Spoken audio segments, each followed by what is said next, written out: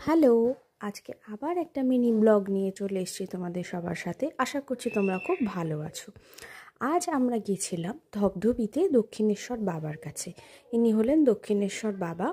এখানে যেতে গেলে না ফার্স্টে তোমাদেরকে ধবধবি স্টেশনে নামতে হবে, বা নিয়ারেস্ট স্টেশন আছে বারুইপুর। সেই বারুইপুর স্টেশন থেকে তোমরা অটো করেও আসতে পারো ধবধবির দক্ষিণেশ্বর বাবার মন্দিরে, বা তোমরা আরেকটা কাজ করতে পারো, ধবধবি থেকে ঠেলা গাড়িতে করেও আসতে পারো।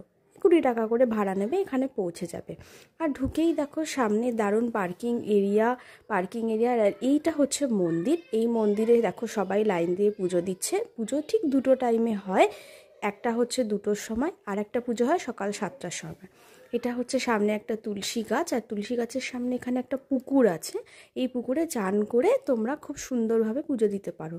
সামনে এই পুকুরের পাশেই একটা চেঞ্জিং রুম আছে, সেখানেও তোমরা চেঞ্জ করে নিতে পারো। দক্ষিণেশ্বর বাবার মন্দিরের ভেতরটা ঠিক এই রকম, কি সুন্দরভাবে সাজানো। দেখো কত সুন্দর সুন্দর জিনিস লেখা আছে, তোমরা সেটা পড়তে পারো, পড়ে দেখতে পারো। আর এইভাবে পুরো চত্বরটা সাজানো। তোমাদের একটা সুন্দর আমি ভিডিও দিয়ে তোমাদের দেখিয়ে দিলাম, তোমরা ভালো করে দেখে নাও। খুব সুন্দরভাবে সাজিয়েছে। আমরা 1:30 নাগাদ যেহেতু গেছিলাম, 2:30 নাগাদ আমরা পুজোটা দিয়েছি। খুব সুন্দরভাবে পুজো দিতে পেরেছি, কোনো সমস্যাই হয়নি। দক্ষিণেশ্বর বাবা দেখো দূরে দাঁড়িয়ে আছেন, ইনি ভীষণ জাগ্রত। তোমরা যদি আসো, আমরা এনার কাছে যা মনস্কামনা চেয়েছি তাই উনি পূর্ণ করেছেন, তাই আমরা ওনার কাছে পুজো দিতে এসেছি। ভীষণভাবে এখানে সবার কাছে জাগ্রত। তোমরাও এসে এনার কাছে পুজো দিয়ে যেতে পারো, খুব ভালো হবে। আশা করি তোমাদের সবার মনস্কামনাও এখানে এসে পূর্ণ হবে। আর দেখো আজকে যেহেতু 2টো বেজে গেছে, চারিদিকে প্রচুর মানুষের ভিড়, সবাই দাঁড়িয়ে আছে পুজো দেওয়ার জন্য। সবাই পুজো দিয়ে প্রসাদ নেবে। খুব সুন্দর জায়গা। আর দেখো এই সামনেটায় গিয়ে পুজো দিয়ে আসতে হবে। আগে আমাদের পুজোর ডালা থেকে পুজো সব কালেক্ট করতে হবে। আর এইটা হচ্ছে বলি দেওয়ার জায়গা, এখানে সবাই বলি দেয়।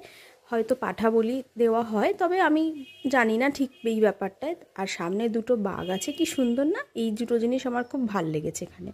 আর এই মন্দির চত্বরের পাশেই একটা সুলভ আছে, সেখানে যদি কারো টয়লেট বা কোনো প্রবলেম হয় সেটা সে দেখে নিতে পারে।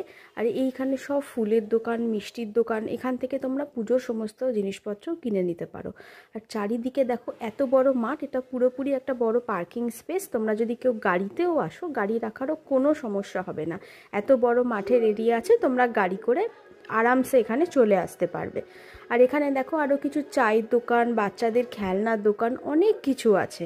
আমরা তো যেহেতু গাড়িতে গেছিলাম, গাড়ি থেকে নেমেই পুজোর ডালা থেকে পুজো কিনে তারপর আমরা মন্দিরে পুজো দিয়েছি। আর এইখানে দেখো একটা চপের দোকান, যদি কেউ মনে করো পুজো দিয়ে এখানে ব্রেকফাস্ট